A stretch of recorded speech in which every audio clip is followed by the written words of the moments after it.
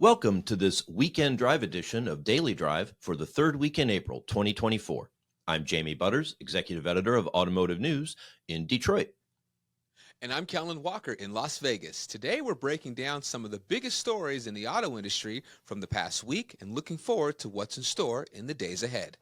Today on the show, the 2024 Automotive News PACE Awards finalists shine light on some of the most important innovations emerging in the auto industry. This is something we never would have heard much about 5 years ago.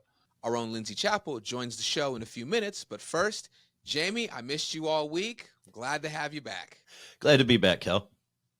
A lot of news this week. Let's get started. It's been a very interesting week for Tesla. It plans to cut more than 10% of its global workforce. They cut the price of their full self-driving subscriptions in half. There's been Cybertruck recalls due to an accelerator pedal cover. While all this is happening, the company is asking shareholders to vote on CEO Elon Musk's $56 billion compensation package. That is with a B. With all the losses it seems like Tesla is taking, why do they think it's okay to compensate Elon $56 billion while the stock price drops and people lose jobs? The timing is bad, and certainly the optics of it are bad, but the way it was set up and the reason they tried to pay him that much in stock options to begin with was because he made it into $1 trillion company. I mean, it became one of the most valuable companies in the world. And so those stockholders who rode along were like, yeah, we'll give you all these options. Look, it's a large number. It's an offensive number to a lot of people, or just straight up obscene, right? And, but when they came out, when he first proposed, or when they first approved that pay package, I remember, reading it and just laughing at it. Like, there's no way that this company is going to grow that big, that its market cap is going to get that huge. And it just defied all expectations. And there's a certain element. It's an extreme, Silicon Valley type of case where you get, you say, okay, we want the CEO's compensation to be aligned with shareholder interests. If he can keep growing the company, growing the revenue, growing the market cap, then we want to reward him. But they really got themselves into some astronomical numbers, and it got thrown out by a judge. So now the chairperson wants to take it back to the shareholders and have them approve it again and start the fight all over. We'll see where it turns out, but the optics are not great. I mean, it's $56 billion, Jamie. I mean, that you said an offensive number. That is a disrespectful number. I mean, shareholders were complaining, earlier this week or last week about Carlos Tavares's pay package, which was like, what, 22 million? 22 million, yeah. And so this is, 2,500 times that. So it's a big number. See, all you could do is just laugh at it because it's just so absurd. Also, speaking of Stellantis, Stellantis avoided plant closures this week, and its attorney said it did so, quote, under hostage threat. The automaker made a $100,000 payment to a supplier that threatened to stop shipping parts due to a cost dispute. Should this put automakers on alert, Jamie? I mean, if one supplier can do this, why couldn't another? What are your thoughts? Yeah, I mean, it's always an option, but it's a really provocative, combative sort of a way to try to resolve the situation. The suppliers are under a lot of pressure. The pandemic was really hard on them, both reduced volumes, the inconsistent production schedules, and then of course they were the first part of the funnel to face the higher cost problems of everything, the price of everything going up. So they've been really squeezed. And when companies feel that sort of pressure, they're likely to take the most extreme measures if they have to. Generally, they don't want to do it. They have dozens and dozens of contracts. When you do something like withhold parts or threaten to withhold parts, it creates bad feelings. Stellantis is very upset about this, obviously, by the pejorative language they're using now. And it can really make it difficult to get new contracts, right? After another 3 to 5 years, those vehicles are going to get redesigned. And unless you have a completely unique part, you're not going to be on the next program. So, it's an extreme measure, kind of like a strike, but a strike where the company could just move the plant to in some place with a new workforce because they don't have to keep doing business with you. So I don't think this is going to be a trend, but it certainly shows the pressure they're under, and it could happen at other places. Well, it just seems like the last year, maybe even 2 years, it's just been really, really tough in the supplier world. I feel like we could possibly see this happen with another supplier. I mean, if their hands are tied too tight, right? Yeah, it could happen. I've been doing this so long, but it used to be back in the old days, like this century, the 2000s, 2010s and all that, suppliers typically made, 50% to 100% higher profit margins than automakers did. They could be more selective about their contracts. They didn't have the same types of overhead and liabilities that automakers did. And the pandemic really switched that. Automakers made a killing. Suppliers really got beat up. And yeah, some of them are going to be in tough shape and might need to turn to extreme measures. Gotcha. Well, Jamie, we have an email from Stephen Thompson, who I want to say is now a UAW believer. His email says, I was unsure how I felt about the UAW's attempt to unionize the Chattanooga Volkswagen plant until I listened to your interview. It was with our own Michael Martinez and Sean Fain. He said, I found his tactics and rhetoric during the Detroit 3 negotiations to be abrasive and combative, and was worried his organizing the Southern transplants would be nasty and destabilizing until I heard him make an impassioned and very rational argument that I fully agree with on your podcast. He came across as intelligent, articulate, and a person who genuinely cares about his members. I now hope the UAW wins the South and that our country as a whole will be better because of it. Stephen Thompson, Arnold, Missouri.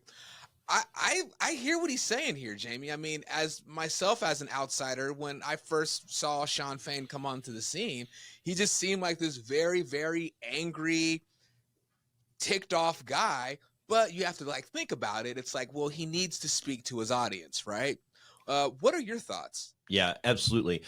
As I said a lot last year during the talks, trying to explain, the fiery rhetoric and the combative way he went into the negotiations. I mean, this guy barely got elected. Very few people voted. He had, no base, no machine, and no mandate. And he had to, try to win a good contract. Well, since then, right, he won a good contract. So he's coming from more of a position of strength. He's built his machine. He's consolidated his base. And maybe this is a self-appointed mandate, but it's absolutely a popular mission. And if he can pull it off, I mean, by now people will know. We're recording this on Friday. We should get the results late Friday. So, check autonews.com if you need to find out if the UAW won in Chattanooga. But he's coming at it from a position of much greater strength. And also, it's just a different job, right? Organizing is not the same as negotiating, and we'll see, if they won this vote, the next thing he's going to turn to is trying to get a contract in Chattanooga, and we might see the fire and brimstone version of Sean Fain again real soon there.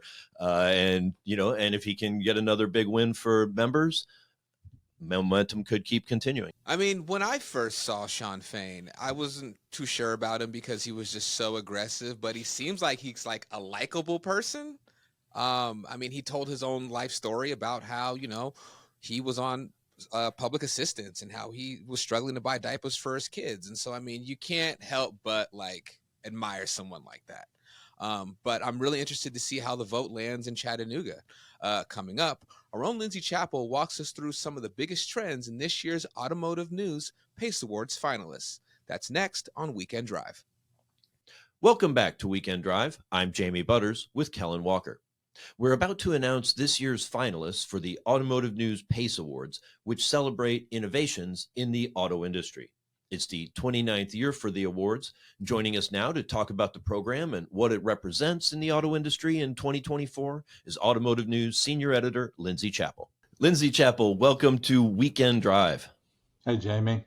Thanks for having me. You bet. Hey, it's springtime. Baseball season has started. It stopped snowing in Michigan. Is there a sign of spring for Tennessee? Do you have a certain special kind of tree that flowers this time of year? We do, we do. We've got red buds, which are actually purple. I never knew how come they're called red buds, but the landscape lights up in purple. And then, of course, April in Tennessee is what we affectionately call tornado weather, which is when I was a kid. This is when they always broadcast The Wizard of Oz because you knew there was a tornado imminent, and then it was in the movie. So Yeah. that's life in April. Well, life in April, and it also means that it's time for the PACE Awards. PACE Awards, yep. The spring tradition, the tradition is back in the spring. The PACE Awards, when we honor great breakthroughs in automotive technology. Of course, to be a PACE Award winner, the innovation has to go into production or at least be under contract. I believe that's correct. And then we also have the PACE pilots, which is for things that are not yet sold to anybody, but that the judges believe have a lot of promise, have a lot of prospect to them. I never envy the judges having to sort through these things to determine which is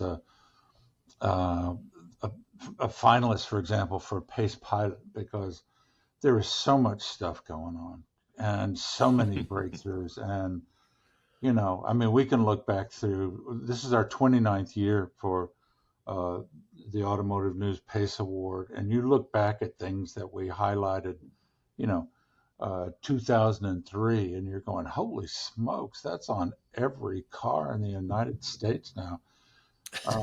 And it's still happening. There are things in just the PACE pilot that haven't even reached the commercial market that you're going, holy smoke, that who thought of that? But yeah, a lot of stuff gurgling to the surface. Well, you mentioned the judges, and of course, this is one of the contests that the editorial department of Automotive News does not judge. We have professionals for that. They're lifelong, veteran engineers and executives who I think they pretty much volunteer their time, and their expertise to really protect the integrity of the program. That they really know what is new and what is moving the needle, and they spend hours and hours, really prosecuting all these nominees to decide the finalists. It's really exciting in the sincerity and the involvement of these experts. Really gives it so much credibility, and I'm so proud that we have it as a part of our corporate brand, part of our Automotive News brand. Yeah, it was brilliant on the part of our predecessors to realize that this is not something that we should be deciding as editors and reporters of the news, that this is something that needs to be in a safe space, independent of us, independent of our thoughts, brilliant though we are, that the judges can pursue these things without any interference or without any involvement of other people. There are 23 judges, and they have a very strict process they go through to determine who the finalists are. They make site visits, which blows my mind. They actually go to the site, as the Japanese say, and see it with their own eyes, and they look at the the meaningfulness of the innovation that's being proposed and the viability of it. As you said, the main PACE award goes to innovations that aren't just drawings in an engineering room. They have made it into the commercial market. I've always felt like we can cavil about the work that the judges do because they go through it all and they hand it off to us, and we print it in the paper, and we will soon say who the winners of this thing will be. So the finalists are getting announced basically in Monday's paper, or I think maybe that'll be online for certain subscribers on Sunday. Mhm. The winners will be announced on Monday, April 29th. We Yeah. have a nice event at the Max M. Fisher Music Theater in downtown Detroit. You wrote in the intersection column for this weekend that people might have thought it was pretty hard to do new stuff during the pandemic, and of course these are all innovations that take years of development, and yet they just keep coming. These companies, these engineers just keep finding new ways to make automobiles better. Yeah, I think Price Waterhouse recently pointed out that uh, at the time of the pandemic, we're saying, why are we still talking about the pandemic? Thank God that's past us. But there's a pipeline. There's a time phenomenon in the auto industry. You don't just make changes and come out with them next week. The changes that we see right now started years ago, and that's the same with component manufacturing and systems manufacturing, and the development work and R&D. The work that went into some of the things that we're seeing emerge on the marketplace right now, we're timed to start, right around March 2020, during the blackout period. And back then, we were wondering. I remember you talking about it. It's like, well, what kind of gap in the pipeline is this going to create?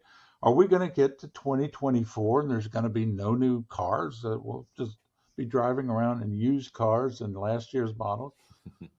But the work kept going on. I mean, we wrote about it at the time, how engineers were working at their dining room table, and they were figuring out how to communicate between an engineering office in Michigan and an engineering office in Germany, by Zoom, this whole new thing of Zoom, and they got it done so that today, it's like none of that stuff ever happened. That there is still just it's like an oil well in Oklahoma. I mean, the innovations just keep coming out of the ground. It's really a marvelous thing to witness.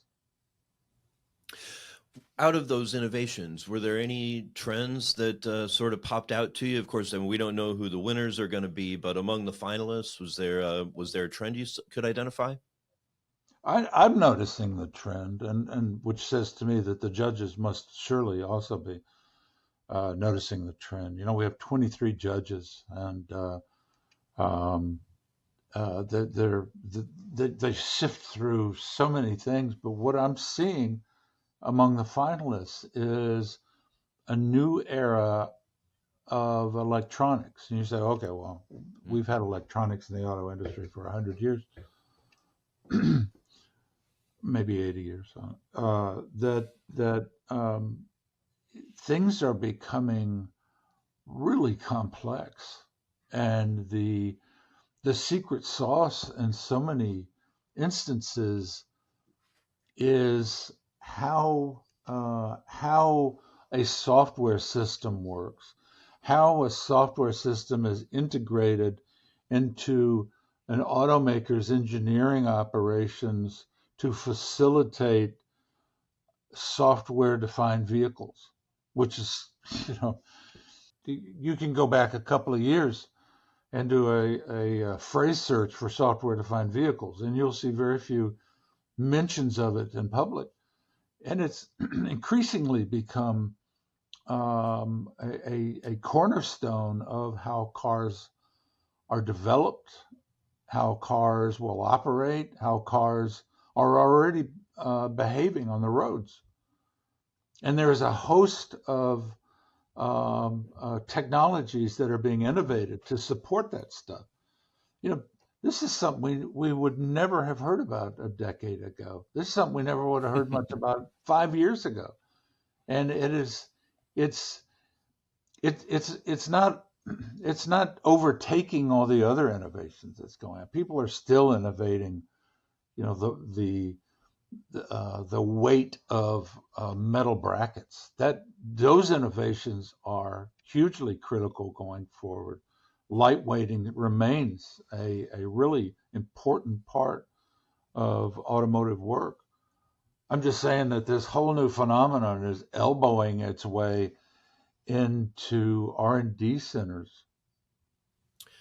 Well, what stands out to me, is the overlapping or the intertwining of all those electronics with, of course, the electrification of the vehicle, which continues even as we see a greater emphasis on hybrids. That's still electrification. Lightweighting comes into helping those vehicles go farther, which is so important. And then we also, of course, we continue to see improvements, or at least a lot of companies. This is maybe less of a pace thing, but everybody's trying to work on better battery chemistries. And that's something that I know our team's been writing about. Nissan is getting close to starting some more, mass-like production of solid state batteries. And that is really seen by a lot of folks as a potential breakthrough technology that could make EVs more affordable and profitable if that manufacturing can be perfected. Yeah, that's interesting. Mentioning the Nissan solid state, we have a story in this week's issue from Hans Greimel in Tokyo talking about Nissan moving forward on its solid state EV batteries. Now, you can imagine a time in the 1800s where people were standing on the banks of the Missouri River to see the steam boat come by and, cheering, and then the steamboat blows up and they go, well, that technology is not going to work. There's, people bickering about whether it even needs to be pursued or not. We're kind of at that stage with electric vehicles on many ways. People are saying, well, it's a dead end and we shouldn't have gone that way, and we're going to slow down our programs and stuff. It's going to be just like innovations. It's going to be a pipeline that will continue, and in 4 years you will see huge improvements and huge gains due to innovations in that realm. And what we saw with just the example of the solid state EV batteries is we're hearing people standing on the shores of the Missouri River talking about how solid state batteries, no, they got a long ways to go on that. There's, that's off in the future. Well, Nissan next March will have production equipment installed at its Yokohama plant to begin manufacturing, pilot manufacturing of solid state batteries. So, inch by inch, this stuff is still coming, whether it's exciting people on the sales and marketing side of the equation or not. Well, we'll be watching for those innovations to keep flowing, like the Missouri River and the Mississippi River, and making our vehicles better and safer and more efficient year after year. Lindsay Chappell, thank you so much for joining me this weekend on Weekend Drive. Thank you, Jamie. Good talking to you. That's all for this Weekend Drive edition of Daily Drive. I'm Jamie Butters. And I'm Kellen Walker. Thanks to Automotive News executive producer Jake Neer for his help on today's podcast. You can get the latest news on new products, electrification, the PACE Awards, and everything happening in the auto industry at autonews.com. Come back on Monday for a conversation with Cornell University labor expert Arthur Wheaton about the results of last week's union vote at Volkswagen in Chattanooga. We'd love to hear from you. Let us know what you think of the show and the topics we covered today. Send us an email at dailydrive@autonews.com or leave us a voicemail at 313-444-2774.